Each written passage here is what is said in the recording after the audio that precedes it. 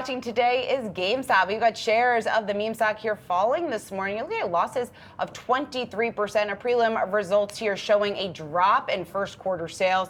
They also issuing here a plan to sell shares, and that's really what is moving the stock here in early trading. We want to talk about all of this and what is next for GameStop and the meme trade at large. For that, we want to bring in Michael Pachter.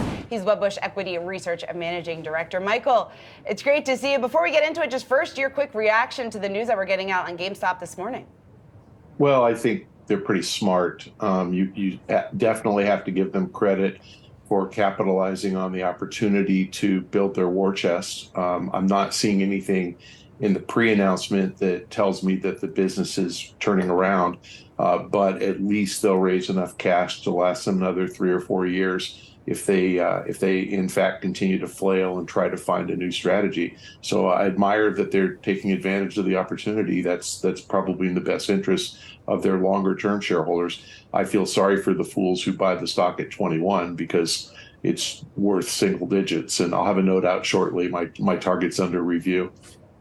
Okay, but still, Michael, I mean, we saw Roaring Kitty getting back on X and then that causing a little bit of this rally. I know it wasn't the only cause, but could there be another random catalyst that leads to a GameStop rally that really isn't about the company fundamentals?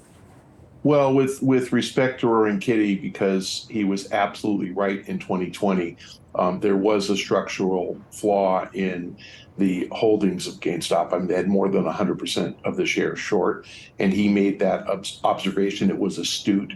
He rallied retail investors, Redditors, Reddit raiders to buy into the stock, and he was right. And they made a movie about it. I mean, he was right. Now he's not actually doing anything other than posting video clips. And he was dormant for 2 or 3 years. He just started a frenzy of posts, but they're all video clips. Only one had any reference to GameStop. It was a woman with a GameStop logo on her dress. I don't know what he's saying. So sure, guys posting movie clips saying it's over. What's that mean? If you want to buy a stock based on that, God bless you. But he has not actually said, go buy GameStop. Right. So Michael, what do you think the next several months, several quarters look like here then for GameStop? They're going to see continued declines. There's nothing big coming out this year. We don't have anything incremental this year. Next year you have Grand Theft Auto, but nothing big. No new consoles this year. The console makers are all kind of guiding to lower expectations. Sony's looking to sell 18 million consoles. They were looking to sell 25 million before.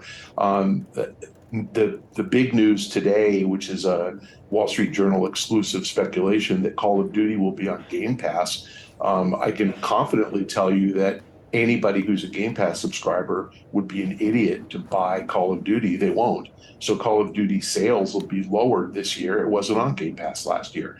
And that means physical sales at GameStop will be lower because of that. So lots of headwinds for them, and I don't see any way out of it. The preliminary results were actually worse than we had modeled. They did under 900 million in revenue, and we had modeled $1 billion.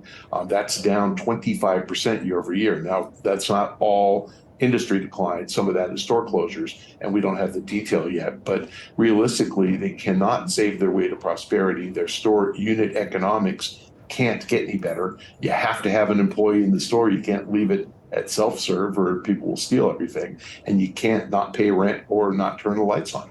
So they're done shrinking their cost structure. The only question is, can they shrink their store count and return to profitability? I don't think so. They lost money last year. They made 17 million net income with 45 million of interest income. So they lost on an operating basis by over 30 million.